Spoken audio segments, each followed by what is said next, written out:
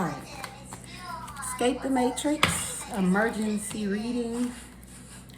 I don't know who in chaos, trouble, but I'm getting like somebody in a situation. They just like, what do I do? What do I do? 1 second, let me pause this.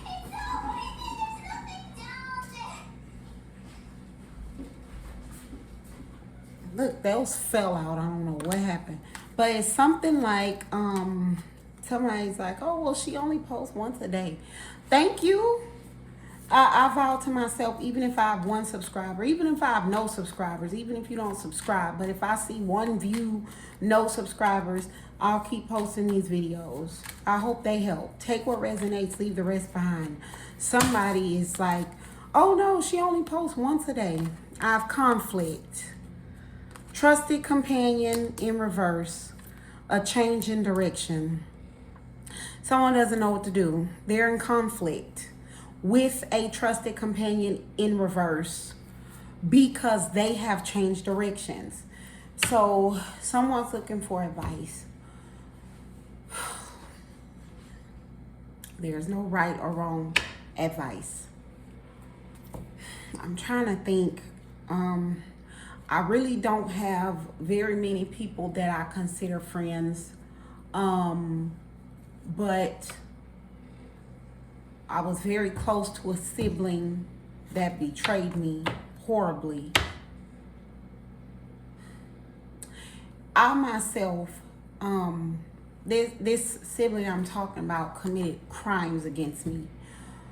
I have not been put in a situation where I have been given a choice on how to handle this person's criminal acts against me. But it has been something that I have been in conflict with.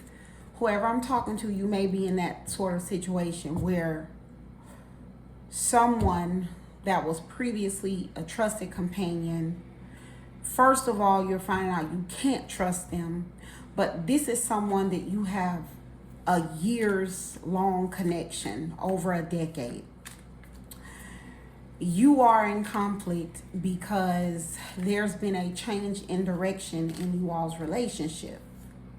This person is in trouble, and it's along the lines where a decision you make to help them, it could greatly affect the trajectory of their life.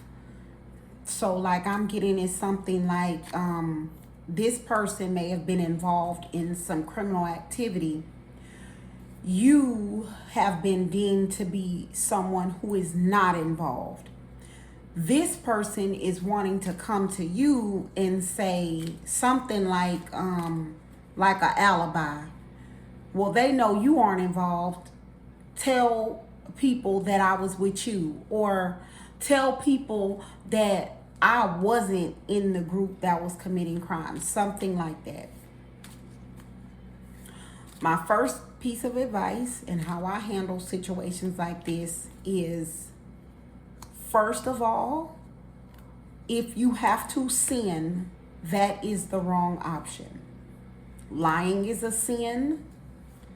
If this person stole something and let's say they want you to hold it, stealing is a sin.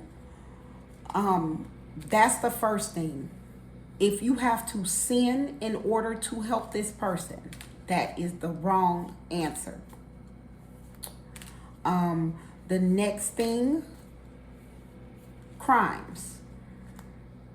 The Most High Spirit, I believe that when it comes to the laws of the land, that the Most High is in control over those that govern the laws of the land. And I believe if someone is on the right side of doing things right, that the law will work in their favor. So in that, if you have to commit a crime, that is not the right answer. For instance, if someone stole some money, like let's say they stole a check. Let's say this person is holding a check in someone else's name. They want you to hold it, or they want you to deposit it or this person stole some money and they say, let me transfer it to you. Being a part of any crime means you are an accessory. That's a crime. So the first thing when it comes to deciding, do not sin. So no lying, no stealing, do not sin. Also, if you are set apart, you are called to obey the laws of the land. Knowing about a crime and participating in it, you would be an accessory. That is not obeying the laws of the land. That doesn't mean that you have to run off and go volunteer information to law enforcement because you don't know anything for a fact, if that makes sense. So if someone comes and they say, I stole a check, deposit this check, you don't know for a fact that they stole the check. It could be in their name. So you not acting on something that someone tells you when you don't have any tangible proof, that wouldn't be wrong. That's not a crime. But if someone tells you that something they are doing or something they've done is criminal, and they ask you to participate in any way, you are not obeying the laws of the land. I would take those two things. This is going to require a head over heart decision. Take emotions out of it. Consider just doing the right thing. First, don't sin, and then do not disobey any laws of the land. That in itself should answer how to handle the situation. The most pressing part that I'm getting is someone, they're being torn on how to decline and tell this person no. I would give them either a one-word answer and leave it at that. For instance, if they say, hey, can you blah, blah, blah, blah, blah, help? No. If they, well, we've been friends for 10 years and I'm in a bind, I really need you, I would give them a one-sentence answer. I do not want to do anything to jeopardize my morals or my freedom.